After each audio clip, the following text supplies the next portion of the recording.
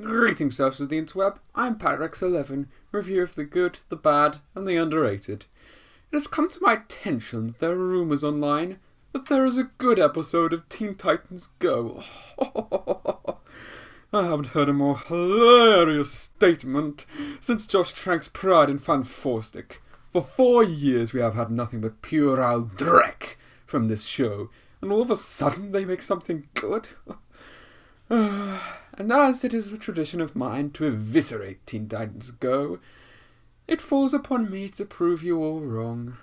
But if it makes you feel better, I'll eat my fez if it turns out to be good, even in comparison to the other episodes. 11 minutes later. Would you like ketchup or brown sauce with your fez, P-Man? I was being sarcastic. At least that's normal. Hold on a second. I hate wine! I wasn't this surprised since DC actually put out a good live-action film for the first time since Dark Knight Rises, but it turns out there's an episode of Teen Titans Go that's actually very good. Not just a little less bad than regular episodes. Not good by comparison, but actually, in its own right, despite its flaws, good television. It's as if that one guy in the writer's room who had decent ideas finally shouted above the hollering morons and said, "Hey, I'm actually going to put effort into this," and decided to whip the animators into shape while he was at it, so kudos Ben Gruber, you actually made something decent out of the worst show on Cartoon Network. So, however tempting it was to crap on it given my hatred for the show, and how much Cartoon Network wants to marathon it into the ground, I must be fair to the show that represents everything I despise in modern animated shows, as we take a look at Teen Titans Go's 40%, 40%, 20%. This episode starts with Cyborg going around Titan's Tower listening to a pretty awesome song.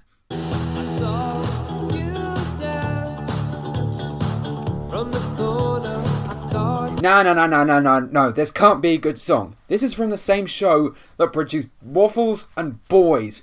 There's no way this can be...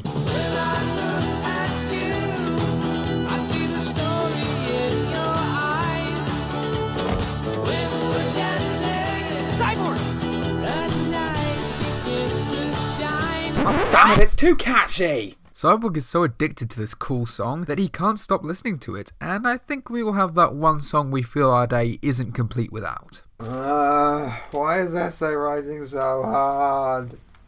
Yeah, education! And at least they acknowledge that one of the Titans is being annoying, even if it's relatable, since Cyborg makes invasions of personal space that make Pinkie Pie think he's overdoing it.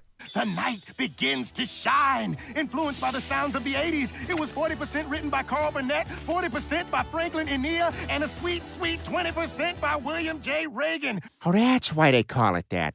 Music can transform you, girl. Transform me so I can be Optimus Prime? No, I want to be Optimus Prime, but you can be Bumblebee. The gratuitous references. Just as painful and desperate as ever, but Cyborg, why would you want to be Optimus? You're already Grimlock, and he's just as cool as Prime in my opinion. Plus, Raven's already Sari and Slipstream.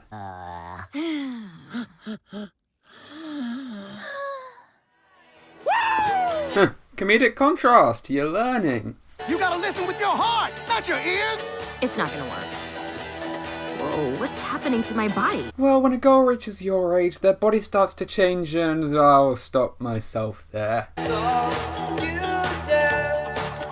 am I lip syncing when I don't even know the words? The words know you. That is deep. That is deep for Drek. Whoa! What the fridge? Actually good animation? Not but ugly? Actual effort being put into it? Dear God, it's beautiful. I don't expect something this creatively insane for Adventure Time. We sure Pendleton Ward didn't form a coup of the Titans Go writers' room? I can even kind of excuse the Photoshopped wolf given it's obvious some effort went into this animation. Oh great, back to my eyeballs puking every 5 seconds. The night is unshining, Cyborg. It's for your own good, bro. We are concerned that you cannot function without the shines of the night. Whoa. The Titans' jerkiness is actually relatable? What new spore of madness is this? Open this. Easy crazy. Without the song. Right. No problem. So a being with super strength can't open a pickle jar. I'll excuse it, as sometimes I feel a little down when I haven't listened to a cool song in a while. Although, I do usually have a few cool songs I like to listen to rather than just one. I prefer an awesome mix or two. Imagine what would happen if your team was in trouble. Crime. How incredibly convenient! I admit that this story almost seems like something the original would do. I could imagine Cyborg, or more likely Beast Boy, from the old show getting so much into a song that it'd affect their performance as a hero. This episode is probably the closest this show's got to being a decent follow-up to the original, although given past episodes, I doubt that's a priority of the writers anyway. Even when I feel some empathy for them, their pain is still most welcome. The brain has captured the Titans. Wait, how can a computer know that? Have they just created a sentient AI that monitors them at all times? I mean, Batman tried that out once and it really didn't end well for him. Stop it. Get some help. Ah, it's how regular Titans Go episodes are written. Birds sing all the time, and they're always getting work done. I understand now. Music is supposed to be a crutch. There is logic in what he says. I need me some crutches!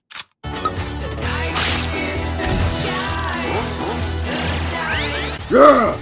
Go, Cyborg! He rides to the Brain's base while fighting a mech on a Pegasus.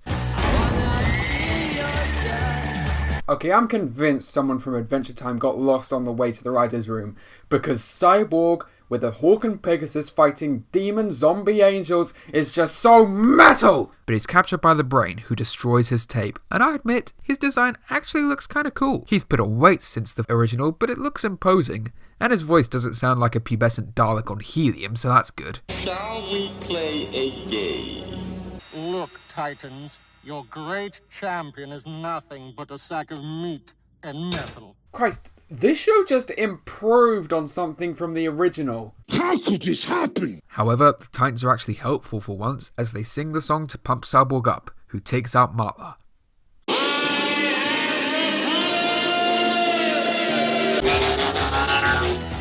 One shall stand, one shall fall. I think I just fangasmed.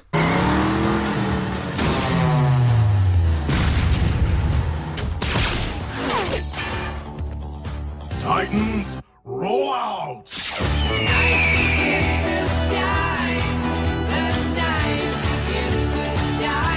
Groovy. So that was 40%, 40%, 20%. It's far better than a regular Teen Titans Go episode. And that's what makes it the ultimate insult the show could throw. They could do something creative. They could do something with excellent visuals, with characters that are actually likeable, with humour that actually works. And yet time and time and time again, they settle for making the lowest of crap for television. And you know what the f***ing worst thing is? Every time I go into a Titans Go episode, I am going to have hope that maybe it's gonna be good. And time again, it's going to give me nothing but despair! Still, I'll take what I can get. While it's far from the greatest piece of animation I've seen, it's still fairly good, especially compared to the rest of the show. Cyborg's song problem this episode is ludicrous yet oddly sympathetic, along with the other Titans' dickery this time being more understandable given his annoyance, actually feeling like Teen Titans for once. And of course, Cyborg's fantasies are creative and so much fun to watch. It's surprising that a show that's usually so uninventive could come up with so many awesome visuals. It's kind of a shame this was only 10 minutes, as most of the visuals go by very quickly, though I'm not gunning for a sequel. Rare that lightning strikes twice, especially with this show. Damn it! Heck, even the story isn't too bad. For once, the narrative has good setup, decent stakes, and a short but still satisfying payoff. It also should be understated that, for once, the show manages to be funny. The Titans actually play decent straight men to Cyborg's weird behaviour, and his trying to get stuff done without the song were legitimately entertaining, even if it was so friggin' weird to be laughing at this. Overall, this is a very competently made episode, with the writing and animation being shining triumphs over the show's regular quality of episodes. Well, it'll remain my trademark to eviscerate it for its failures, And while it doesn't change my opinion on the overall show, just remember, I'll be fair. I am Parax11. Thank you for watching.